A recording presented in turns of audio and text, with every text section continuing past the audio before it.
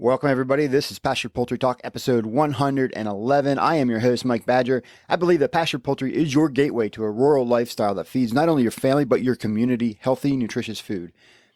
Today, I want to talk about the feeding trial that I published in episode 110. If you haven't listened to the feeding trial and you're interested in fermented feed and you want some good insights and practical advice and knowledge about how to do that, and consequently what effect it may have on your production, I encourage you to go listen to that episode. It's worth your time.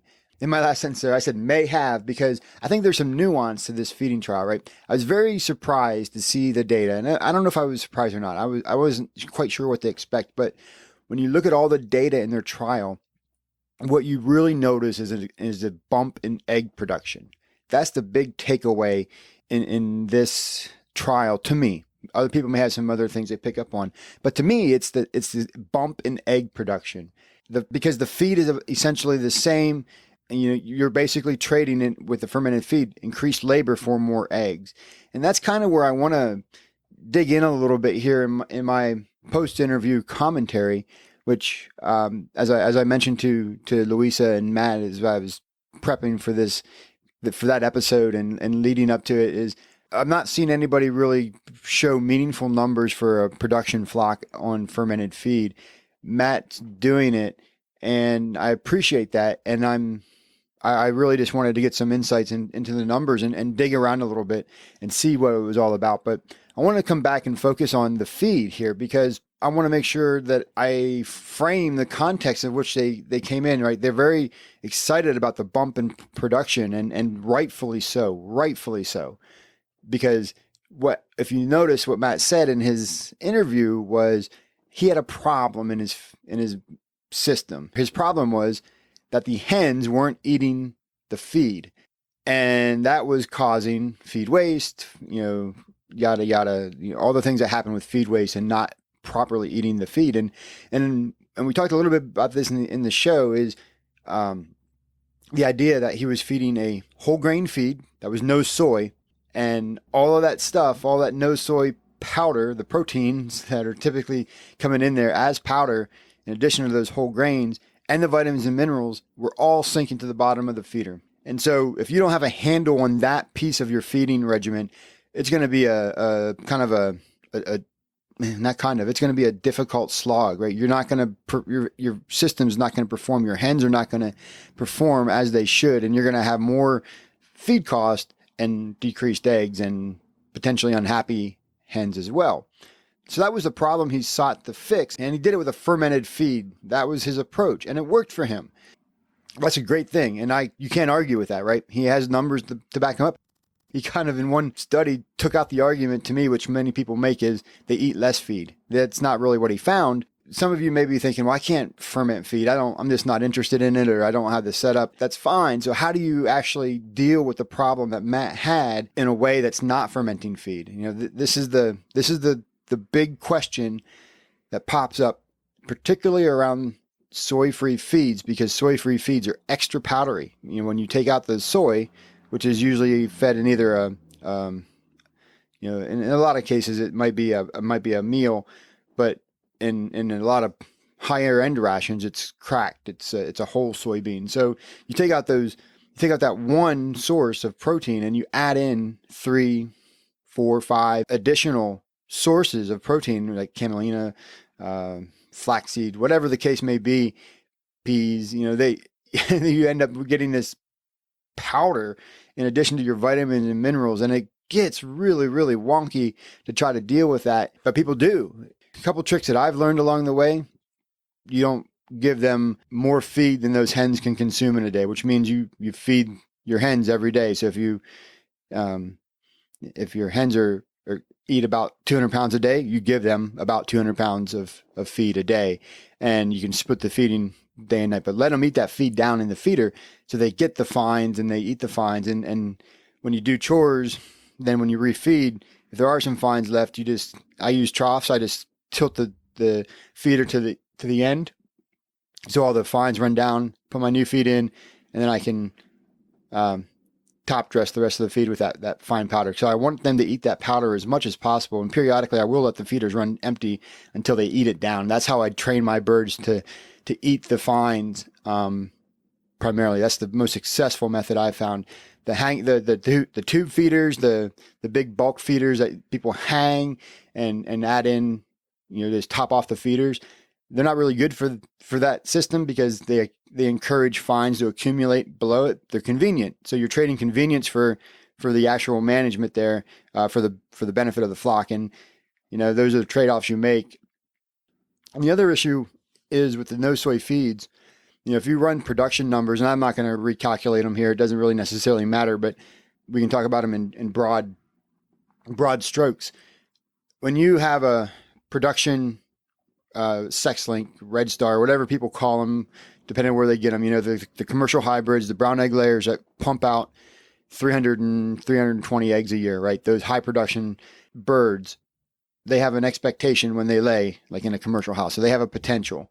And when you put them on pasture, typically, if you're well managed, you might be 10% off of that or so over the course of a season. You're going to be a little bit less because we're outside, we're in uncontrolled environments. There's a little bit of variability in our weather and our climate and our stress of our birds. So they go up and down a little bit more than they probably do inside a house. And so, but you're off.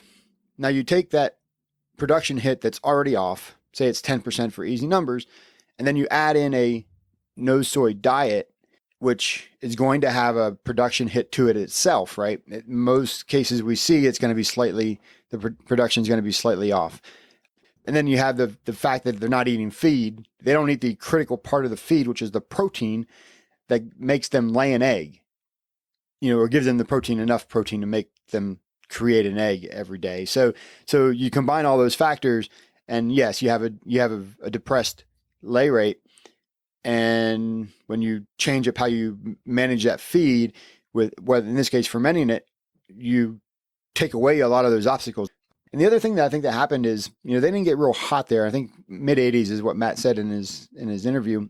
Typically in other parts of the country where you do have a more where your summer is a hotter temperature, for example, maybe 90 plus for extended periods of time, you also see reduced feed consumption for the hens when it's hot. And that will also translate to fewer eggs, right? Because they're eating less protein, and less protein is going to ultimately translate to less eggs. And so an interesting thing that I think happens when you make your feed fermented is you're kind of taking away that extra water need, right? When the hens need water, they're going to drink water and they're going to get feed and they're going to get protein. They're going to get everything they get in one thing. They're not going to have a choice necessarily to get just water. Like in a normal pasture poultry, or not normal, but a typical pasture poultry operation where you have water and you have dry feed, they're going to drink water. And then if they need feed, they'll go get the feed. But if it's as hot, they may just drink water because they don't need feed. And then, that reduced feed consumption leads to reduced egg production. So when you're fermenting, everything's wet and you get it all in one sitting. Because that brings us back to the final point, was just the way that people have learned over the recent years to phase feed laying hens. Not that it's new. That phase feeding is not a new concept, but it's being practiced by more pasture poultry producers over the course of the recent years. But also the idea of changing feed based on that phase and time of year, so temperature. Jeff Maddox has been really leading the edge on feeding hens based on temperature, calculating caloric needs based on temperature, and then adjusting rations so that they get the right amount of protein and energy to keep that egg production up and keep it up at production levels. So that's another way to deal with changing egg production and behaviors and results there, is actually to manage the feed that you put into them. Again, you take that out when you ferment feed. Now, the other final thing that they had in their trial was wet feed. I'm not talking much about wet feed other than I'll acknowledge it here. They had three options: the dry, normal stuff that you would do on your farm typically, the fermented stuff, which had a process to it, and then the wet feed, which was just water mixed with the feed to clump it up and make it moist. And the effort required to do the wet feeding didn't translate to any benefit really in the trial. So that makes it important, if you're going to go down this route, to actually ferment and not wet feed.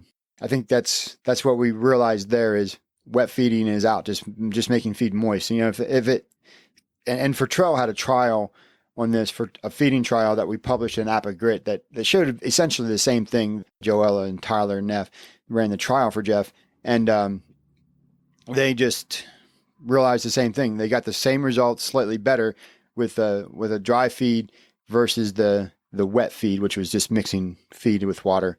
And they're using really high quality balanced feed. These were broilers, so it's a different context, but still relevant enough to talk about it. So that's what we have. Just want to make sure that come back on the back end of that interview and just thank Louisa and Matt once again for sharing that, for doing the trial, for going and stepping out on a limb and getting into some data. I love the data. I love the results. I love the trial. But as a pastured poultry producer, and you're looking at this, I think it's important to consider all the context, because this is one of those things where, you know, he could spark a revolution where everybody's going to be fermenting feed and because they think it's better, and not really give way to the considerations that led up to that decision, or really give thought to the challenges on their own production system that they might be trying to overcome, or might not realize that there's other ways to overcome some of those challenges. And so that's where we are. That's why I blab a little bit on the back end, but really great trial, really great data. Thanks again for listening. Love to know your thoughts some more about this fermentation thing.